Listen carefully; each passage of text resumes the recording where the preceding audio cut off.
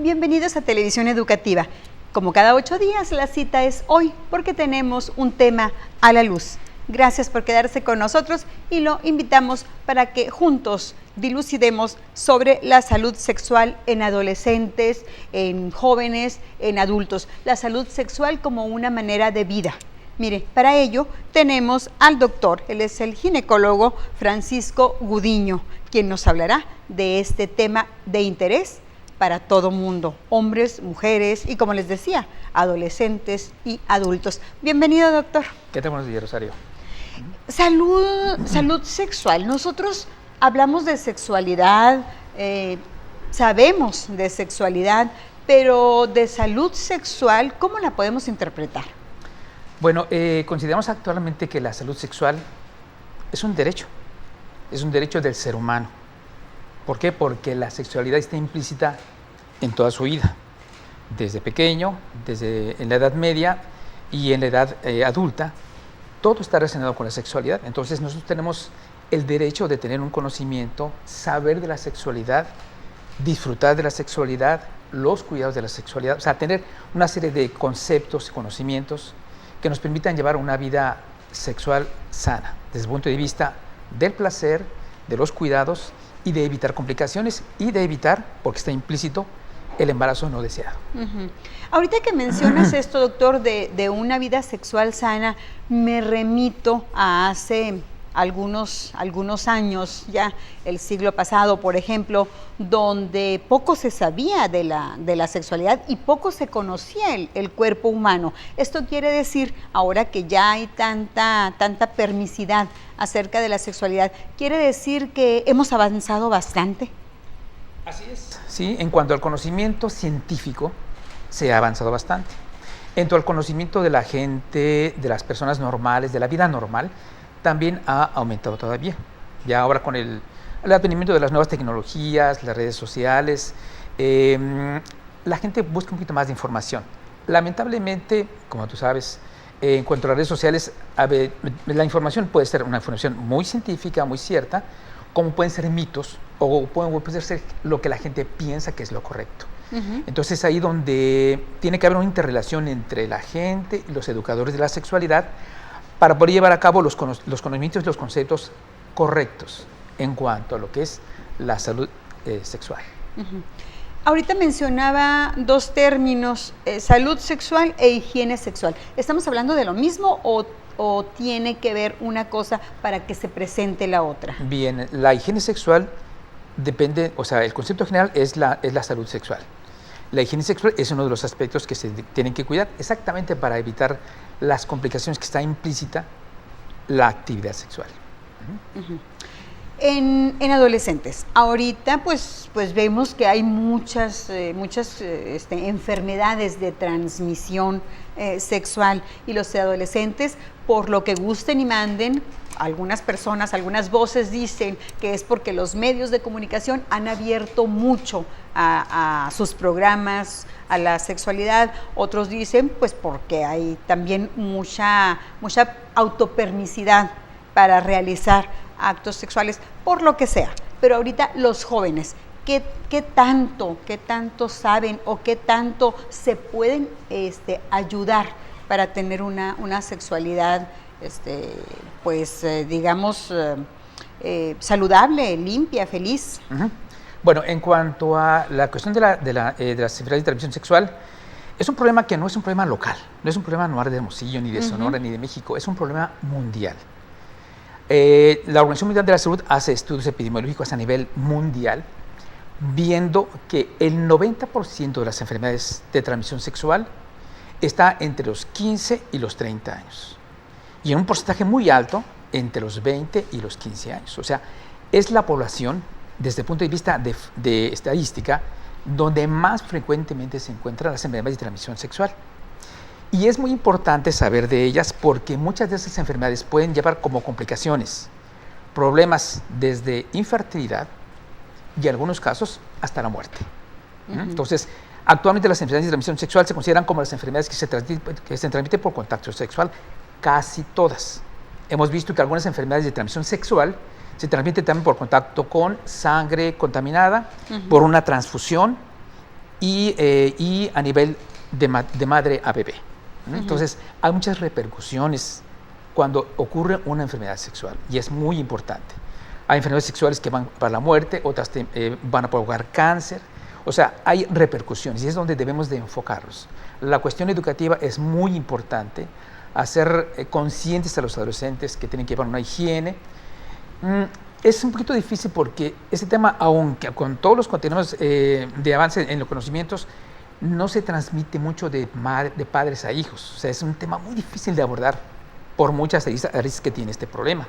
Entonces, lo recomendable es ir con los educadores. Entonces, yo lo que te recomiendo es, si una pareja de jóvenes van a iniciar su actividad sexual, que a nadie le van a avisar, por supuesto, bueno, busquen un médico particular o busquen el centro de salud, busquen la consulta externa del Seguro Social o algún servicio de salud que tengan para que los orienten.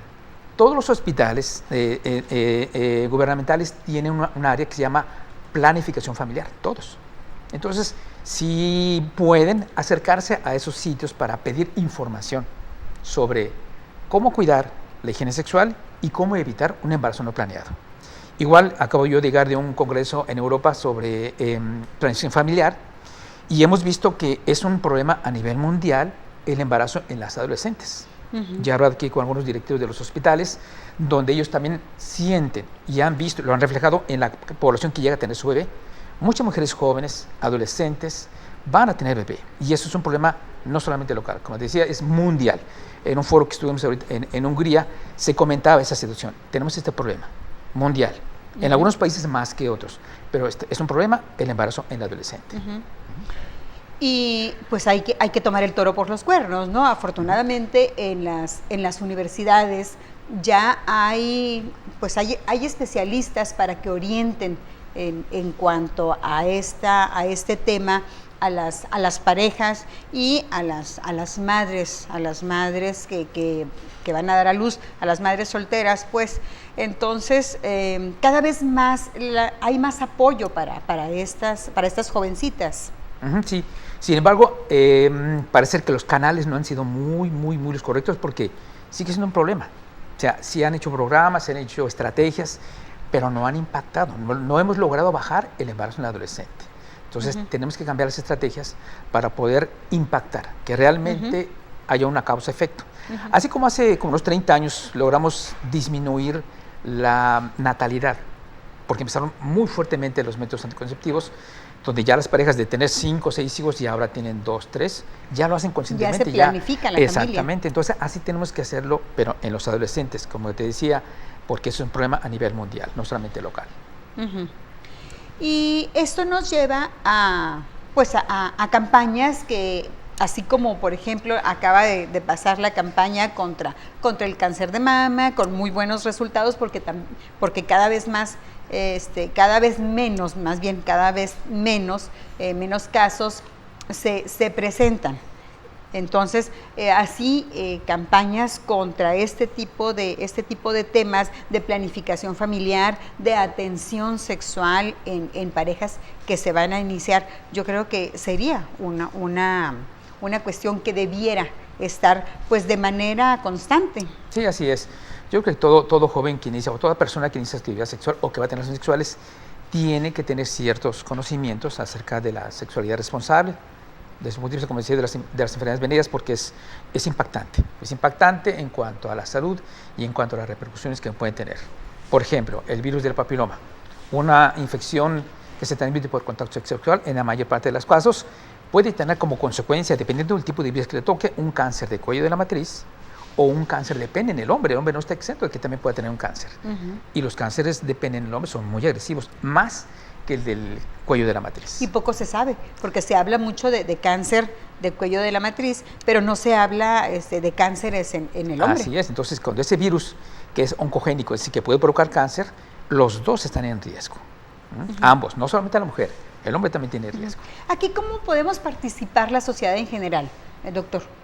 Yo creo que la transmisión de la educación a nivel de los centros educativos, si los padres son difíciles de poder abordar el tema, pues llevar a los hijos a que vayan a algún centro de salud, con algún médico, al Seguro Social, donde tengan derecho a la salud para que les den información.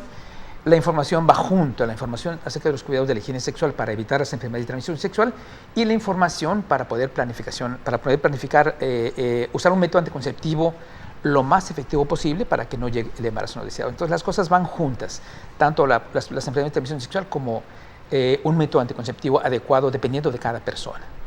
Y es muy importante que sea un médico el que lo hace, o una enfermera o algún profesional sanitarista que les dé la información, porque a veces la transmisión entre amigas no es tan confiable. ¿Sabes qué? Tómate estas pastillas porque a mí me funciona muy bien.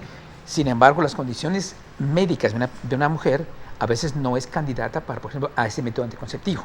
Por ejemplo, una mujer que fuma. Bueno, se considera que fumar se debe de prohibir en mujeres que usan métodos anticonceptivos hormonales, porque puede haber complicaciones en el cuerpo por fumar y tomar pastillas, inyectarse, cualquier método hormonal. Hablamos de esto después del corte, doctor. Okay. Recuerde, estamos platicando con el ginecólogo Francisco Gudiño en A la Luz.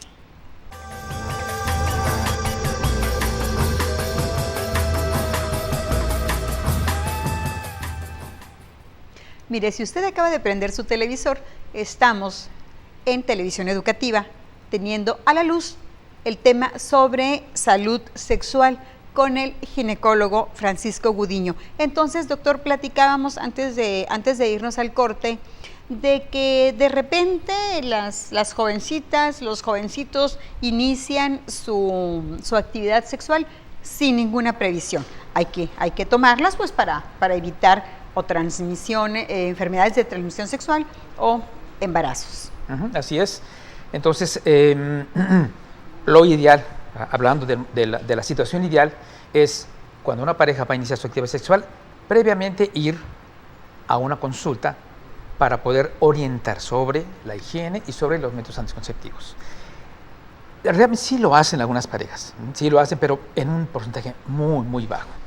Entonces, es un tema a veces difícil de abordar porque no hay tanta confianza en la familia, tal vez en los amigos, pero yo creo que la persona idónea para poder prescribir o orientar a la pareja de la edad que sea de iniciar actividad sexual o usar un método anticonceptivo debe ser un médico, una enfermera o un empleado sanitarista que tenga el conocimiento científico para darles la orientación lo más adecuado posible. Me llama la atención esto que comenta, de que todavía es difícil abordarlo en familia. ¿A poco en estos tiempos todavía habrá familias que con los hijos no hablen de temas de sexualidad? Así es. Lo que pasa es que, por ejemplo, son muchos factores. Una de las cuestiones es cuestiones religiosas. Otras cuestiones son las cuestiones educativas. A veces los papás no tienen la capacidad para poder orientar adecuadamente ¿qué le digo a mi hijo? O sea, ¿cómo le abordo? O sea, el abordaje a veces es difícil. ¿Por qué? Porque los adolescentes pues están en periodo de rebeldía. A veces, oye, vamos a hablar. No me hables cosas porque no es tema que abordar. Algunas veces sí lo abordan con las mamás, ¿sabes qué? Voy a iniciar mi actividad sexual o llévame con el ginecólogo, o sea, eso sería lo ideal, pero todavía hay cierta resistencia a la información adecuada en relación a esto que es, como te digo, las estadísticas nos lo dicen, nosotros lo vemos en las consultas, lo vemos en los hospitales, las enfermedades de transmisión sexual están todavía muy, muy vigentes. Sí, hemos visto que y cada vez resultan más. Antes hablábamos, pues, por allá por la época de los 60 se hablaba de enfermedades de transmisión sexual como sífilis, como gonorrea. Ahora hay otro tipo, ¿no? Así es, ya hay algunas enfermedades de transmisión sexual que son prácticamente emergentes. Por ejemplo, actualmente la hepatitis C se considera una enfermedad de transmisión sexual. Otra enfermedad emergente, el Zika. El Zika, aparte de ser transmitido de madre a bebé, también se transmite por contacto sexual. Es decir, si un hombre tiene Zika y tiene relaciones sexuales con una persona embarazada o con una esposa, el bebé puede tener complicaciones. Entonces, hay enfermedades emergentes que también están siendo implícitas en la forma de transmisión. Y Zika también se considera como una enfermedad de transmisión sexual a la actualidad.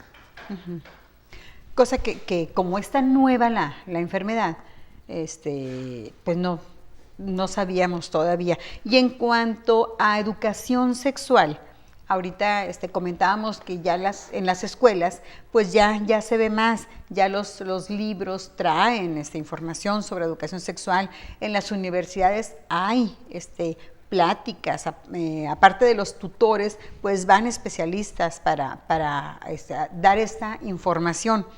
La Secretaría de Salud tiene sus pláticas periódicas también sobre esto. Entonces, ¿cómo llevar la información que tenemos a la práctica? Porque a veces sí llegamos, nos sentamos, escuchamos, pero no lo llevamos a la práctica. Como especialista de la sexualidad, especialista de la ginecología, un comentario, doctor. Sí, bueno, las escuelas, las instituciones de gobierno y educativas ya tienen sistematizado esto, ya está en los libros, como decías, hay pláticas a nivel de la secundaria, preparatoria, universidad. Sin embargo, tenemos otro segmento de la población que es muy importante impactarlo, la población que está trabajando. Entonces, llevar educación sexual y de planificación familiar a las maquiladoras, a otros sitios de trabajo, donde también se tiene que impactar. Entonces, debe ser equitativa la educación sexual y debe ser incluyente, es decir, todos los sectores, tanto educativos como en el área laboral, es muy importante impactar. Entonces, yo estuve trabajando en el Seguro Social y pues yo veía esa situación, jóvenes que por cuestiones tienen que trabajar de manera temprana, son jovencitas que trabajan en maquiladoras, en muchos sitios donde se necesita impactar también. Porque esto también inclusive repercute en la productividad de esa fábrica, de esa empresa. Entonces, tenemos que ser incluyentes, o sea, elaborar estrategias para que a todos los niveles se lleve a cabo el proceso de educación sexual y educación en cuanto a la medicina reproductiva, que se conceptualiza actualmente. Y sobre todo, pues, volver a la vieja práctica y a la que debiera existir de, pues, una sola pareja, ¿no? Sí, eso sería lo ideal. Sin embargo, ya si no estudios estadísticos acerca si la monogamia puede disminuir esto, no se ha logrado. Entonces no es la solución. No es la solución. Bueno, tampoco estamos diciendo Claro que hay libertad. No. Sin embargo, se dan estudios donde viendo que bueno, vamos a hacer esto, no. Entonces hay muchas cosas nuevas que han salido como recursos, ¿no? Sexo telefónico, cosas raras que están saliendo, o cosas no raras, sino cosas nuevas, o masturbación, en fin, cosas que pueden ser como alternativas, pero hasta ahorita una solución mágica no se ha encontrado. Creo que la educación es lo más importante para poder estar conscientes de la sexualidad, estar conscientes de la medicina reproductiva. Y en este caso, pues es el cuidado, cuidarse uno y cuidar a la pareja. Exactamente, el autocuidado es lo más importante, porque ya si hay autocuidado, implícitamente se está cuidando a la pareja también. Sí, esto es importante y esto nos llevaría a tener una sexualidad feliz en la sociedad y en la familia, porque pues estaríamos exentos a lo mejor de estar presentando tantos problemas pues de tipo sexual. Sí, es que es un tema muy apasionante porque también debe estarse educado para la sexualidad, para gozar de la sexualidad. La libertad de hablar con la pareja, en fin, que sea, si nos damos cuenta en el mundo vivo, entre los seres vivos, el ser humano, y es una característica específicamente humana, hasta ahorita están haciendo investigaciones en primates, pero somos los únicos seres vivos que tenemos la sexualidad como placer aparte de la reproducción. Los animales en etapa de celo, bueno, inician la actividad sexual para que continúe la especie. ¿Ya? En el ser humano, sin necesidad de que haya como consecuencia un bebé, se exige la sexualidad y se disfrute la sexualidad, se debe disfrutar la sexualidad. Es parte de la evolución que también ha tenido la sexualidad, que ya no se busca nada más la reproducción, como continuando con lo que decíamos del siglo pasado, pues. Así es. Entonces es lo que debemos de tener nosotros como consideración, ¿verdad? La sexualidad es algo que es parte propia del ser humano, es un derecho del ser humano, está implícito en la vida biológica del ser humano y que puede tener implicaciones en el resto de las actividades que un ser humano lleva a cabo como sociedad. Doctor, las visitas al ginecólogo, en el caso de una persona, una mujer, ¿a qué edad se sugieren? Bueno, se sugiere que la visita al ginecólogo debe ser aproximadamente a partir de los 20 años, si no se ha iniciado la actividad sexual. O a partir de que inicie su actividad sexual, o antes de iniciar su actividad sexual, que es lo ideal. Y después llevar los controles de su Papá Nicolau, sus revisiones periódicas, aproximadamente de cada 6 meses o cada año, dependiendo de cada persona. A veces hay mujeres, mi paciente más jovencita es de 7 días, por problemas, y mi paciente mayor es de 90 años. Ese es mi rango de pacientes que tengo por cuestiones de enfermedad o de algún problema que tiene. Pero el rango normal, más o menos, de que es recomendable para visitar al ginecólogo es cada 6 meses o cada año. Cada 6 meses o cada año, y hasta qué edad, hasta que la persona pues ya fallezca. Así es, sí, porque la mujer tiene varias etapas, ¿verdad? Hay problemas de la etapa neonatal, problemas prepuberales, los problemas en la vida reproductiva y problemas de la menopausia. Entonces hay enfermedades, por ejemplo, estadísticamente el cáncer de mama pues empieza a partir de los 40, los mayores casos. Sin embargo, lamentablemente estamos viendo casos más tempranos, tantos como de 25, 28 años, con problemas de cáncer de mama, que era una enfermedad de los 40 en adelante. Entonces se han modificado algunos factores que han condicionado la enfermedad más tempranamente. Entonces, la autoexploración, o sea, cuando va una mujer con el médico, tiene que exprimir esa oportunidad para educarse desde el punto de vista de lo que tiene que cuidarse. Su autoexploración mamaria, su Papá Nicolau cada año, su ultrasonido para ver si la matriz y los ovarios están normales, información acerca de la higiene personal, de la higiene sexual, saber qué factores tiene de riesgo si usan algún método anticonceptivo, en fin, son muchas cosas que se tienen que platicar con el ginecólogo, entonces hay que sacarle provecho. Claro, para poder llevar a cabo una buena información y llevarla a cabo en el cuerpo. Doctor, pues muchísimas gracias por estar con nosotros en esta ocasión aquí en Televisión Educativa. Esperemos que regrese pronto para seguir hablando, porque luego pensamos que por ejemplo, con la menopausia, ya debemos olvidarnos también del ginecólogo. Sí, y yo creo que hay que comenzar la otra etapa, como usted bien lo mencionaba. Sí, o sea, actualmente la esperanza de vida ha aumentado, ¿verdad? Entonces ahora las mujeres ya viven, la esperanza de vida promedio de la mujer mexicana es de 80, 75, 80 años, 85, 90, promedio. Las mujeres morían antes, más jóvenes, perdón. Entonces ahora la mitad de la vida están en la etapa reproductiva. Y la otra mitad, casi, están en la menopausia. Hay enfermedades de esa etapa que tenemos que cuidarlas con el cuidado alrededor de la menopausia para poder prevenir algunas complicaciones que pueda haber. O sea, no se acaba con la menopausia, continúa todavía. Pues hacemos un compromiso para continuar nosotros también, ¿le claro parece? Con el tema. Gracias. Recuerde, dentro de 8 días la cita es aquí, en Televisión Educativa. Hasta entonces. Gracias.